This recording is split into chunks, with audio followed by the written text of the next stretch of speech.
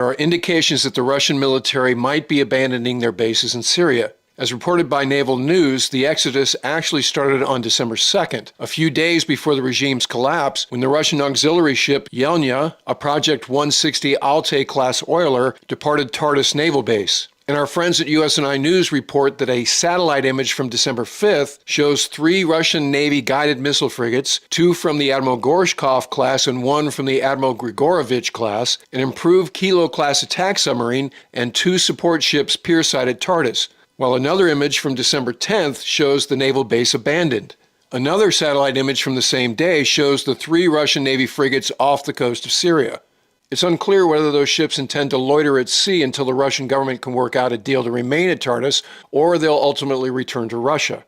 As USNI News editor Sam Legrone points out, the Gorshkov and Grigorovich class frigates are the newest ones in the Russian fleet and can carry the Caliber long-range land attack missile as well as the Sirkon hypersonic anti-ship missile. At this point, the Russian Air Force has not abandoned Maimim Air Base at Latakia, but satellite images have revealed an arrival of transports at the field, which could be an indication of an evacuation posture should HTS decide they're willing to attempt to oust the Russians by force. At the same time as the Israeli Defense Force widened the buffer zone into the Golan Heights and conducted more strikes against purported Syrian chemical weapon sites, they also attacked what remained of the Syrian Navy in port at Latakia, about 50 miles north of Tartus, sinking the Russian-made Osa-class patrol boats tied to the pier. The Osa class is armed with the SSN-2C Stick surface-to-surface anti-ship cruise missiles.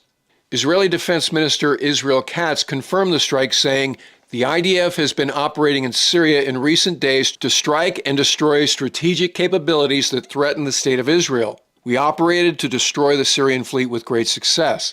As Sam writes, Tartus has been a key base for Russian power projection, providing a logistics hub for naval forces.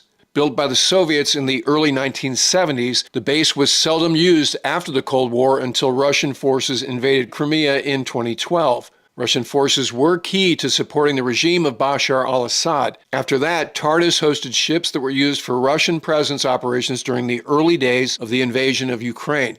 Here's the latest Institute for the Study of War map of Syria. The red is territory currently controlled by HTS, who have assumed power from the Assad regime's former prime minister. The pink-shaded area is what ISW labels lost government territory, which is an area rapidly vacated by Assad's forces and not currently under HTS control.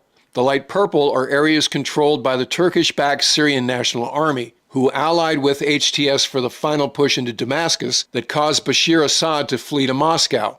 The light green areas in the oil-rich eastern part of Syria are controlled by Kurdish forces known as the Syrian Defense Force, currently supported by somewhere between 500 and 1,000 U.S. military special forces troops, as well as American air power based in Jordan and aboard the aircraft carrier USS Harry S. Truman in the eastern Mediterranean. And the yellow areas labeled Other Opposition in the Legend are controlled by various forms of ISIS. All of those different colors are an indication of how problematic a stable peace is across the whole of Syria, particularly the long-standing division between the Turkish-backed SNA and the American-backed Kurdish SDF. As Turkey can lay claim to facilitating HTS's success in ousting Assad, they have the clout to prevent them from allowing the Kurds to be part of any new government, even under the auspices of a federation. That dynamic, coupled with where the oil is and the ongoing threat of ISIS spreading again, is a recipe for chaos. Meanwhile, elsewhere in the region, the American Navy's battle with the Houthis continues. U.S. Central Command said that on December 10th, U.S. Navy destroyers the USS Stockdale and the USS O'Kane successfully defeated a range of Houthi-launched weapons while transiting the Gulf of Aden.